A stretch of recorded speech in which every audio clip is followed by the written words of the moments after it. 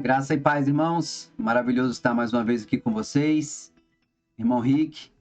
E tem sido corrido, difícil, mas glória a Deus, consegui gravar o segundo vídeo. Se você não viu o primeiro vídeo ainda desse estudo da Carta aos Gálatas, volta lá, tá lá em cima. Eu vou deixar até o link na descrição desse vídeo, mas lá eu trato dos primeiros 10 versículos dessa carta, onde Paulo faz uma introdução, como de costume, né, uma saudação, e também depois ele apresenta ali o problema, aquilo que ele vem, né, através dessa carta, buscar corrigir, que era um desvio do verdadeiro evangelho, né? Estavam trazendo outro evangelho, ou como ele mesmo disse, estavam tentando transtornar o evangelho de Cristo. Isso era, né, obviamente, influência dos judeus, querendo que os irmãos, né, novos convertidos, que guardassem a lei de Moisés. É interessante que, se você for lá no capítulo 15 de Atos, versículo 1, você vai ver que esses judeus, eles estavam transtornando tanto o evangelho que ele falou, olha, se você não se circuncidar e guardar a lei de Moisés, vocês não podem ser salvos. Então é isso que Paulo está combatendo aqui. E no vídeo de hoje nós vamos ver que Paulo ele está fazendo uma defesa do seu apostolado, ele está fazendo uma autobiografia, né? Ele está falando sobre as suas experiências pessoais para demonstrar para a igreja aquilo que ele começou a dizer lá em cima, que ele não recebeu, né, da parte dos homens nem por homem algum, mas por Jesus Cristo. Então vamos lá, se você tem uma escritura, pegue ela, vamos estudar juntos. É sempre importante a gente ter uma Bíblia, a gente abrir, a gente ser zeloso por isso. Muitas vezes a gente lê no celular, mas, por exemplo, minha Bíblia tem anotações que muitas vezes no celular é difícil de fazer. Quando eu vou pregar, né, eu levo a minha Bíblia, né, posso explicar para as pessoas quem é Cristo, o que é o Evangelho, né, muito importante. Então vamos lá no capítulo 1, versículo 11 de Gálatas. E a palavra de Deus vai dizer bem assim: mas faço-vos saber, irmãos, que o evangelho que por mim foi anunciado não é segundo homens. É interessante aqui que Paulo ele está elaborando, né, algo que ele tinha falado lá no versículo 1 da carta. Então é importante muitas vezes, quando a gente está estudando a palavra de Deus, que a gente entenda a estrutura que o autor usou, né? Você vê que lá em cima ele passa a ideia e agora ele vai começar a elaborar, né? Então aqui ele fala, né? Eu coloquei algumas palavras aí em vermelho para poder facilitar, né, o comentário. Então ele fala sobre o evangelho, né, que ele não recebeu, né, que foi anunciado por ele. Então o evangelho, a palavra evangelho significa boas notícias, né, ou boa mensagem. E isso obviamente se referindo à graça de Deus de ter enviado o seu filho para morrer por nós naquela cruz, né? E não segundo homens, né? A gente sabe que os judeus eles se apegavam muito às tradições humanas, né? A ponto do Senhor Jesus falar lá em Marcos 7:8, ele fala bem assim: vós deixais o mandamento de Deus e vos apegais a tradições de homens. Então, Paulo ele está fazendo o caminho contrário agora. Ele está querendo que a igreja deixe essas tradições de homens e sim sigam a Deus e que eles tenham o verdadeiro evangelho no seu coração. Versículo 12, a palavra diz assim: porque não o recebi, nem aprendi de homem algum, mas pela revelação de Jesus Cristo. Então, Paulo agora está falando, olha, essa mensagem que eu passei para vocês, ela não veio dos homens, porque naquela época, né, as tradições eram passadas de homens para homens, os homens aprendiam assim. Inclusive, Paulo no judaísmo, ele aprendeu assim, né, Saulo, né, ele aprendeu assim, né, os rabinos viam, ensinavam, e as pessoas iam pegando aquelas tradições e simplesmente repetindo, mas Paulo está falando, não, eu não recebi, né, por homem algum, mas pela revelação de Jesus Cristo. E eu separei aqui um exemplo sobre uma dessas revelações que Paulo recebeu e que ensinou para a igreja. Está lá em 1 Coríntios, capítulo 11, versículos 23 e 24. E diz bem assim: porque eu recebi do Senhor o que também vos ensinei, que o Senhor Jesus, na noite que foi traído, tomou o pão e, tendo dado graças, partiu e disse: tomai, comei, isto é o meu corpo, que é partido por vós. Fazei isto em memória de mim. Então, esse é um dos exemplos de muitos que existem, né? Porque Paulo, ele escreve quase 50% do Novo Testamento, são 13 cartas. Então, Paulo escreveu muito, e o que Paulo escrevia eram revelações que ele recebia do próprio Senhor Jesus, como essa aqui. Então, vamos lá, versículo 13. Deixa eu passar aqui.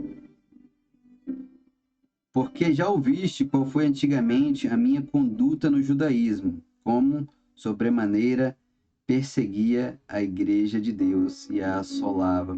É interessante como a palavra de Deus ela se conecta. Muitas vezes a gente fica com aquela pergunta: como se deve interpretar a palavra de Deus? Você interpreta a palavra de Deus com a palavra de Deus, né? Se você olhar lá no capítulo 8 de Atos, versículos 1 ao 3, você vai ver que Saulo, né, ele estava ali perseguindo a igreja, né? Se você olhar lá no versículo 1, diz: e Saulo consentiu na morte dele. Morte de quem? De Estevão, né? As vestes de Estevão foram colocadas aos pés de Saulo, então ele estava lá. E no versículo 3 diz: e Saulo assolava a igreja, entrando pelas casas e arrastando homens e mulheres, os encerrava na prisão. Então Paulo agora ele está, né, falando para a igreja como era a conduta dele no judaísmo, como ele perseguia a igreja. Isso é bem interessante, né? E imagina a igreja recebendo isso, né? Porque Paulo realmente é um grande exemplo de conversão e de arrependimento. Versículo 14. E na minha nação excedia em judaísmo a muitos da minha idade, sendo extremamente zeloso das tradições de meus pais. Então, né, Paulo ele foi criado no judaísmo, ele foi treinado no judaísmo, né? A vida dele era o judaísmo, ele era extremamente zeloso. Ele não estava perseguindo a igreja simplesmente porque ele queria perseguir, mas porque ele estava sendo zeloso, né, a Deus ali no seu entendimento. E Paulo ele fala um pouco sobre isso na carta aos Filipenses, capítulo 3, versículos 5 e 6. Diz bem assim: circuncidado ao 8º dia, da linhagem de Israel, da tribo de Benjamim, hebreu de hebreus, segundo a lei, fui fariseu, segundo o zelo, perseguidor da igreja, segundo a justiça que há na lei, irrepreensível. Então, olha quão grande Paulo era no judaísmo. Mas, irmãos, depois que ele encontrou o Senhor Jesus, Paulo ele vai e considera tudo aquilo como esterco, né? As traduções falam assim de esterco, de uma coisa assim, uma palavra mais suave, mas se você for ver no grego, Paulo fala que aquilo era como dejeto humano, era como fezes, né? Ele considerou tudo como fezes humana, né? Porque ele encontrou a verdadeira vida, ele encontrou o Senhor Jesus, ele encontrou a liberdade, ele encontrou aquilo que ele tanto buscava e não sabia o que era. Então a melhor coisa que pode ter acontecido com Paulo, irmãos, certamente foi aquela voz que falou com ele: Saulo, Saulo, por que me persegue? Porque dali para frente a vida de Saulo foi totalmente modificada, né? Até que ele escolheu ser chamado de Paulo, né? Que significa pequeno. Ele, né, entendeu a humildade daqueles que são cristãos. Já tô no 15 aqui ainda. Vamos aqui, ok. Vamos ao versículo 15. Mas quando aprove a Deus, que desde o ventre da minha mãe me separou e me chamou pela sua graça. Então, esse trecho aqui é interessante. E a gente vê ideias como essa, por exemplo, de uma separação desde o ventre da mãe, né? A gente vê lá, por exemplo, em Jeremias, capítulo 1, versículo 5, diz bem assim: antes que te formaste no ventre, te conheci. Antes que saíste da madre, te santifiquei. As nações te dei por profeta. Então, aqui, Paulo também, como profeta, como boca de Deus, ele está falando aqui dessa mesma experiência dele. Ele entendia que Paulo que o Senhor tinha separado ele desde o ventre da mãe, né? Mas agora, como a gente vai ver aqui no 16, para revelar o seu filho. Versículo 16. Revelar seu filho em mim, para que pregasse entre os gentios, não consultei nem carne, nem sangue. Vou modificar aqui para ver minhas notas. Então, é interessante que ele fala sobre pregar, né, aos gentios. E de novo, ele não pediu a autorização à igreja de Jerusalém, ele simplesmente foi porque o Senhor tinha dado aquela missão para ele. Então ele não buscou autorização de ninguém, né? Paulo aqui está meio que falando um pouco sobre a independência que ele tinha, sabe? Ele não consultou nem carne nem sangue. Muitas vezes a gente quer fazer uma obra, a gente quer fazer uma coisa, a gente fica perguntando: e aí, fulano, pode? Ô pastor, pode fazer isso, pode fazer aquilo? A palavra de Deus nos diz para fazer, então nós temos autoridade para fazer, né? Então muitas vezes as pessoas ficam presas no que um líder diz, o outro diz, e Paulo fala que não consultou nem carne nem sangue. O Espírito colocou no coração dele, ele foi e fez. E aqui fala, né, sobre isso, né? O capítulo 9 de Atos, versículo 15, diz bem assim: Disse-lhe, porém, o Senhor: vai, porque este é para mim um vaso escolhido, para levar o meu nome diante dos gentios e dos reis e dos filhos de Israel. Então, ali o Senhor falando para Ananias, né?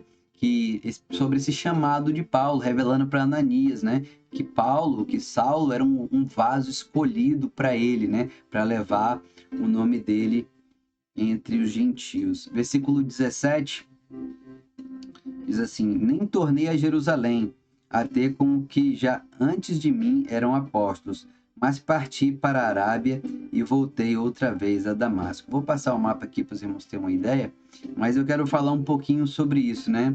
Nem tornei para Jerusalém. É muito interessante que, de novo, Paulo está falando sobre a independência dele, porque em Jerusalém, né, inicialmente, a igreja estava concentrada ali.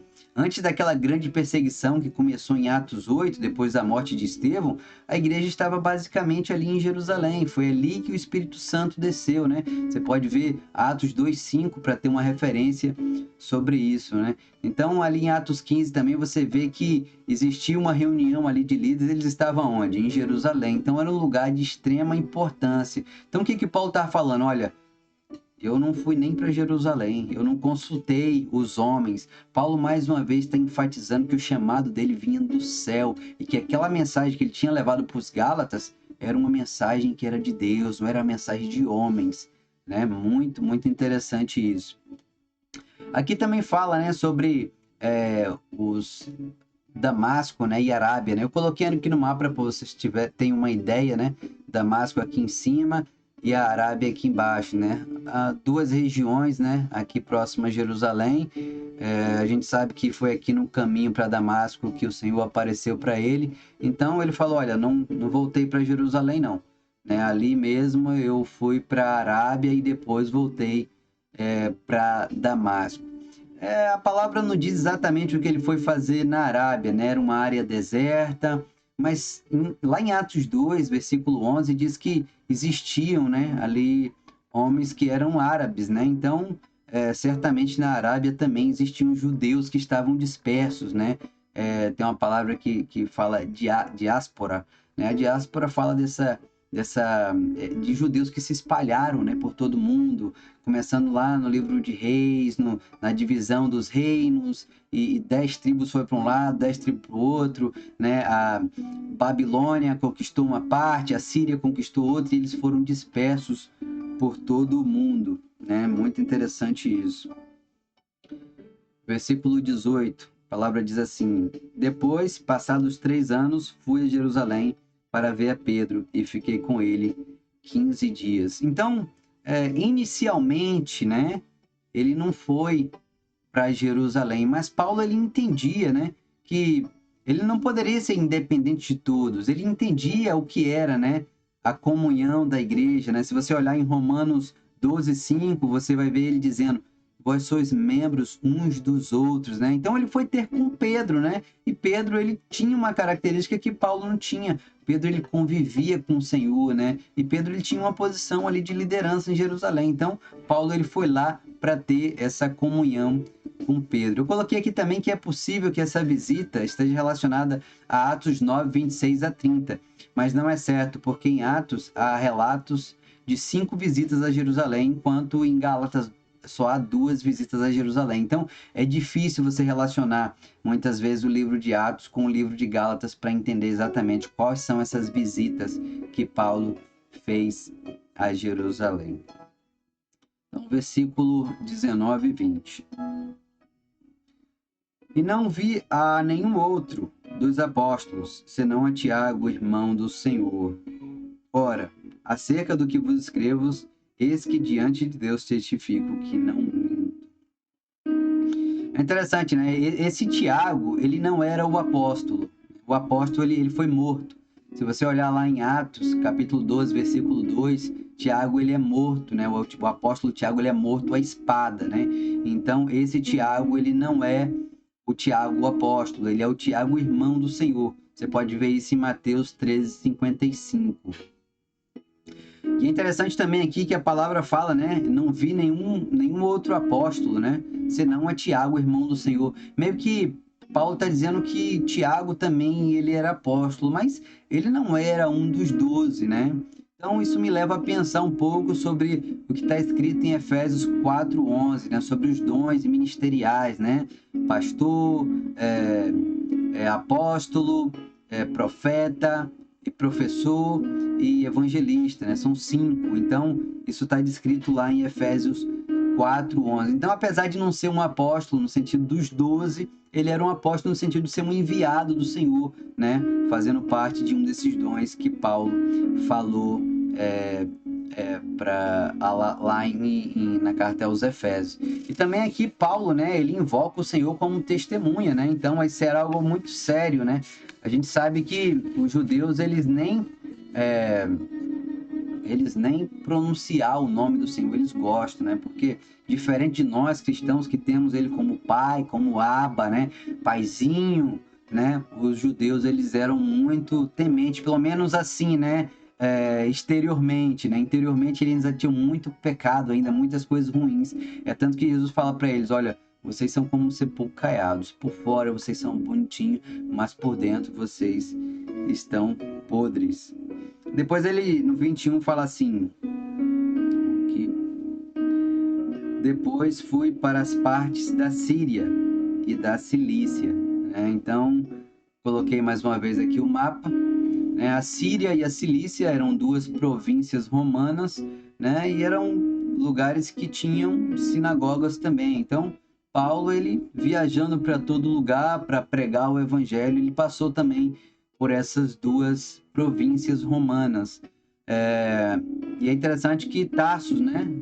Que tá Tarsus aqui, era justamente a cidade de Paulo, né? Se você vê lá em Atos 22:3, você vai ver que Paulo, ele era de Tarso, ele era natal de Tarso. Então, provavelmente, ele deve ter passado ali pela sua casa para contar o seu testemunho, para pregar o evangelho ali para aqueles que eram da sua casa também. Então, bem interessante.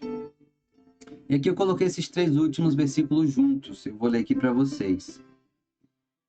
E não era conhecido de vista das igrejas da Judéia que estavam em Cristo, mas somente tinham ouvido dizer: aquele que já nos perseguiu anunciava agora a fé que antes destruía, e glorificavam a Deus a respeito de mim. Então, meus irmãos, é muito interessante que Paulo, para mim, Paulo, ele é o maior exemplo de conversão. Ele é o maior exemplo de arrependimento que nós temos no Novo Testamento. Porque Paulo, ele vinha, né, por um caminho, ele vinha perseguindo a igreja, ele vinha perseguindo o Senhor, né, ele vinha na tradição dos homens, né, ele vinha ali, né, buscando a Deus da maneira dele, mas quando ele tem aquele encontro com o Senhor, ele dá um 180. Acontece a metanoia na vida de Paulo, e agora ele deixa tudo aquilo, ele considera aquilo como esterco, sabe? Para poder conhecer o Senhor, para poder se dedicar mais e mais a eles, né? É muito, muito interessante também que os irmãos se alegravam, né, com aquela conversão. E tem um versículo lá em Lucas 15:17 que diz bem assim: digo-vos que assim também haverá alegria no céu por um pecador que se arrepende, mais do que por 99 justos que não necessitam de arrependimento. Então, meus irmãos, se nós estamos conectados ao céu, todas as vezes que nós vemos uma verdadeira conversão, todas as vezes que nós vemos a transformação do homem, nós também faremos festa, nós também glorificamos a Deus porque nós agora, irmãos, nós já somos parte do reino de Deus já nessa terra aqui, enquanto nós estamos aqui. Eu vou ler ainda mais um versículo que não está aqui, mas que também está dentro do contexto, para poder finalizar essa parte, onde Paulo fala da sua autobiografia. Eu não coloquei aqui nos slides, mas depois eu lendo, eu vi que existe, né, é parte do mesmo contexto, os versículos aqui do capítulo 2 também. E diz assim: depois, passados 14 anos, subi outra vez a Jerusalém, com Barnabé, levando também comigo a Tito, né? Então, mais uma vez, Paulo ele sobe ali com os irmãos, né? Não sei se está relacionado, mas no capítulo 15 de Atos, versículo 1, Paulo vai ali, né, para considerar aquela situação, né, que esses judeus estavam dizendo: olha, para vocês ser salvos, né, vocês precisam se circuncidar, vocês precisam guardar a lei de Moisés. Então, Paulo ele sobe para Jerusalém mais uma vez para discutir sobre essa situação ali com os outros líderes, né? E a gente vê que depois daquilo ali, nada dessa circuncisão era necessária. E subiu por uma revelação e lhes expus o evangelho que prego entre os gentios, particularmente aos que estavam em estima, para que de maneira alguma não corresse ou não estivesse corrido em vão. Então Paulo ele andava correndo, ele estava para lá e para cá. A gente vê aqui nesses primeiros versículos de Gálatas que Paulo estava em todo lugar, para lá e para cá, correndo, porque ele queria que homens fossem salvos. Então aqui ele fala que, né, mais uma vez teve uma revelação. Se você olhar lá no capítulo 11 de Atos, tem uma revelação, né? Tem um profeta, se eu não me engano, Ágabo, ele tem uma revelação que haveria de haver uma grande fome, e os irmãos ali, né, eles fazem uma coleta e vão levar isso para os necessitados, né? Isso, quem estava junto era Barnabé e Paulo. E não cita Tito nessa passagem. Então, não sei se isso se refere, né, a Atos 11 ou se isso se refere a Atos 15. Não estou certo disso. Aí ele fala, no versículo 3, mas nem ainda Tito, que estava comigo, sendo grego, foi constrangido a circuncidar-se. Né? Então, aqui acaba essa linha de pensamento de Paulo, essa autobiografia de Paulo, essa defesa do seu apostolado, né? Falando para os irmãos ali tudo o que ele passou, como foi o processo dele, né? De relacionamento com o Senhor, né? Todas essas viagens que ele fez. Então é isso, meus irmãos, maravilhoso estar aqui mais uma vez, né? No próximo vídeo eu vou falar mais sobre, né, como Paulo ele lidou ali com esses líderes, né, esses líderes judeus. Aqui ele vai falar sobre confronto que ele teve com esses líderes, comunhão que ele teve com esses líderes, e isso vai até o final do capítulo 2. Então é isso, irmãos, espero que vocês tenham gostado, né?